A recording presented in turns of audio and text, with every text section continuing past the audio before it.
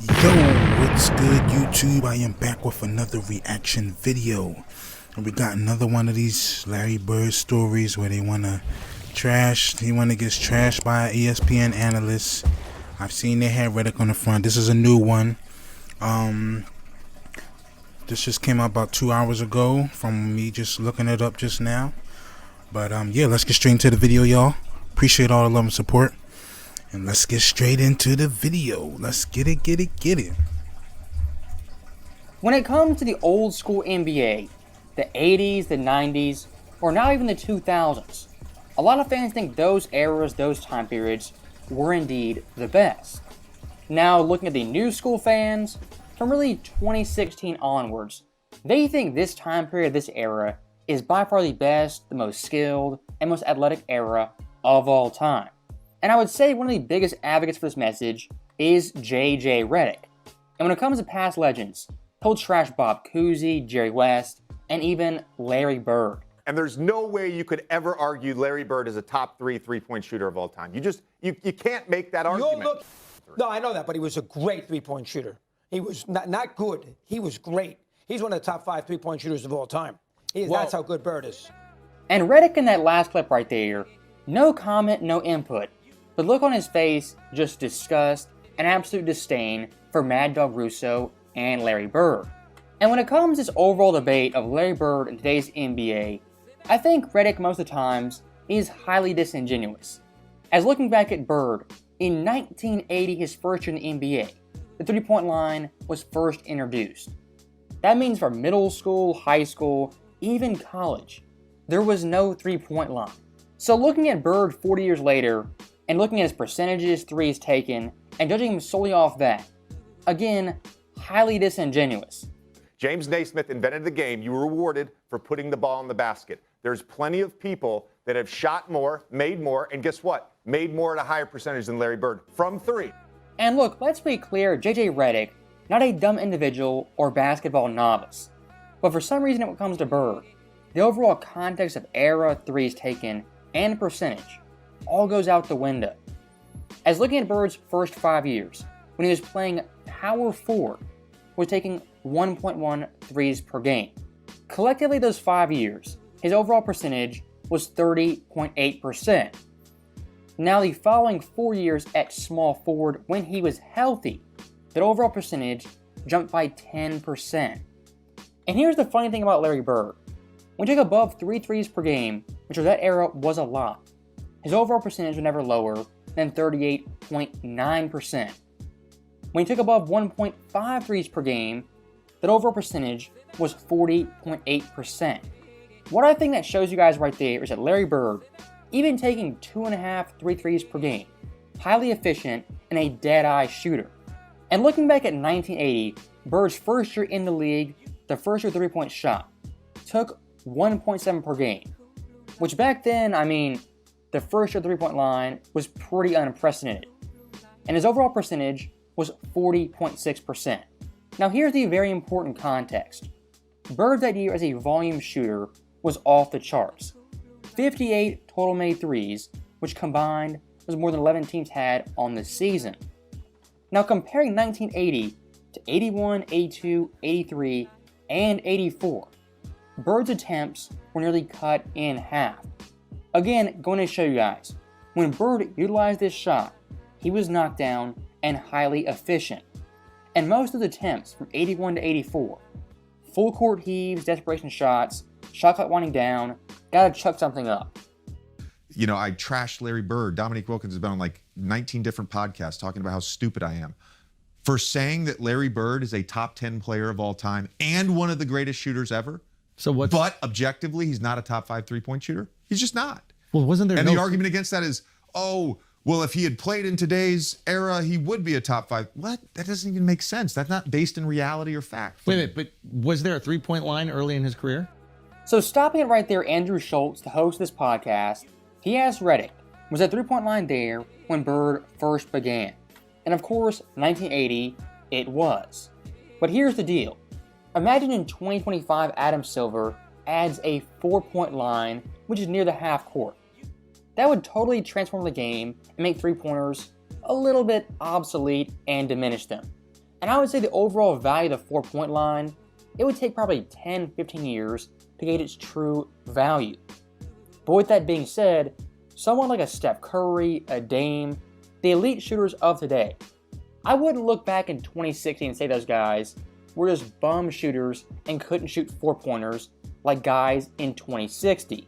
Kind of the same thing with Bird. As again, the 3-point line back then was a gimmick, once a quarter, twice a game type thing players rarely ever did. And Bird, still for that era, was a volume 3-point shooter shooting upwards of 40% yearly.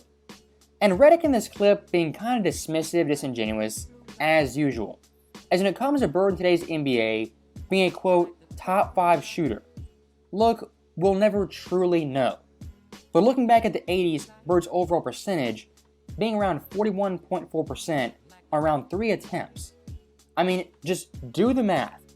Transport Bird taking 3 threes, now to this era, taking 8, 9, possibly 10. His percentage might dip marginally, but his overall makes, career threes made would increase tenfold. I don't think that's controversial, a hot take, or really breaking any news, as guys in this league today are really a product of their era and their time period, as even bad shooters are taking 5, 6, or even 7 threes nightly. And looking at the all-time ranks, Larry Bird currently is 125th all-time in made threes. And take a wild guess, who just passed him on career made threes? Yep, Draymond Green.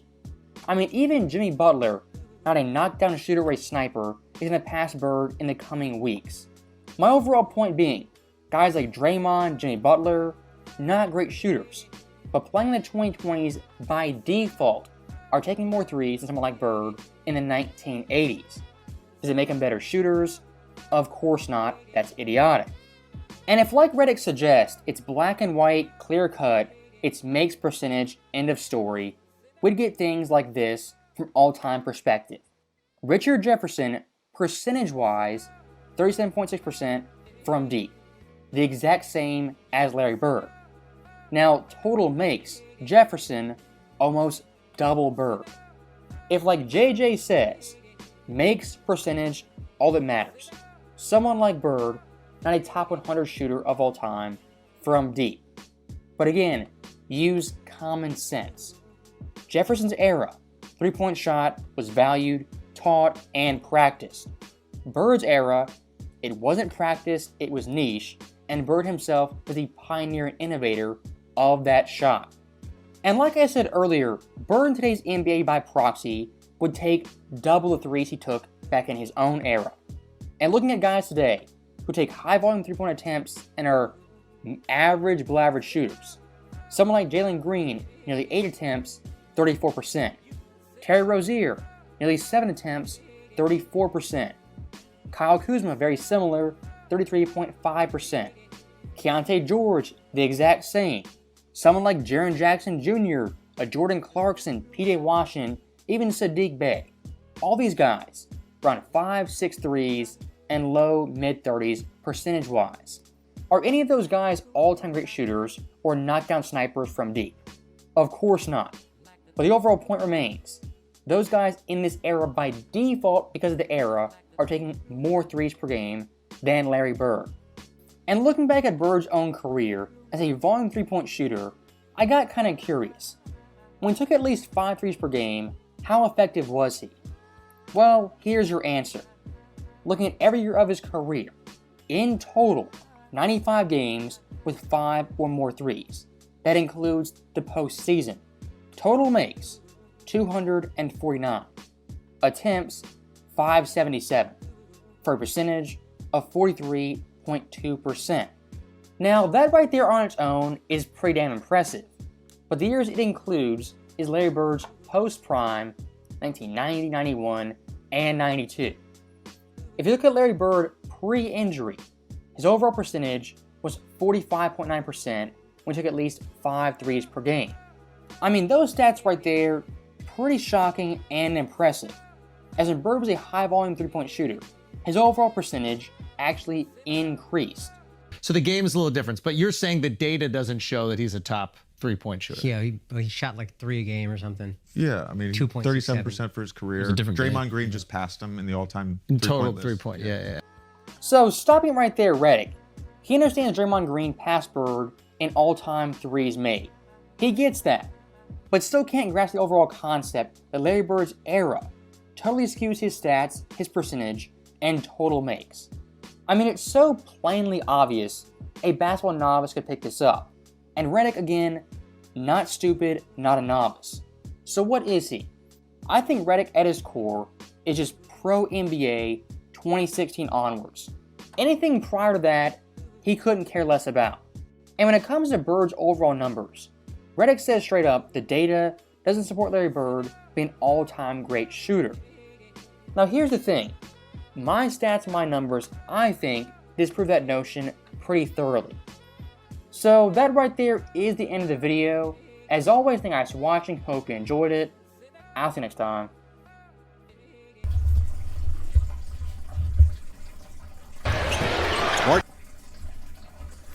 All right, that wraps up this video, y'all. Appreciate all the love and support. But yeah, like, come on, like I always say when these little analysts and like, why do people just is if you don't like somebody, just say you don't like somebody. Like, you don't gotta sit here and try to say, oh, he's not, like, because he is at the end of the day. Like no, I don't think there's anybody else out here in his position that really balled out like he did, you know. Then that's just how I feel. Like, nobody balled out like he did, like Larry did, man. Like he really is just a different breed. He was different. Like, he was different from everybody. He wasn't the same. Like, and I just don't understand why people don't give him that respect, man. Like, and then what is that? Another interview we never saw of JJ Redick also? Like, come on, bro. Like, everybody sees that he's just stupid. Yo, that is so funny to me. But anyway, man, if you got some videos you want me to do, drop them down in the comments down below, or you can send it to my email at DATPHILLYBOINAH@gmail.com. And we're going to wrap up this video. Subscribe if you're new. Hit that like button. Turn on that bell. Appreciate y'all so much. We're going to knock out these videos. And yeah, that's about it. But like I always say, people need to give Larry that respect. Give him that respect, man. Give him that respect. I understand if you have a certain player or whatever you like, and you just because you like your player, you don't. But you got to give credit when credit is due, man. Give credit when credit is due. You know? But anyway, love y'all so much. I'm out of here. Peace.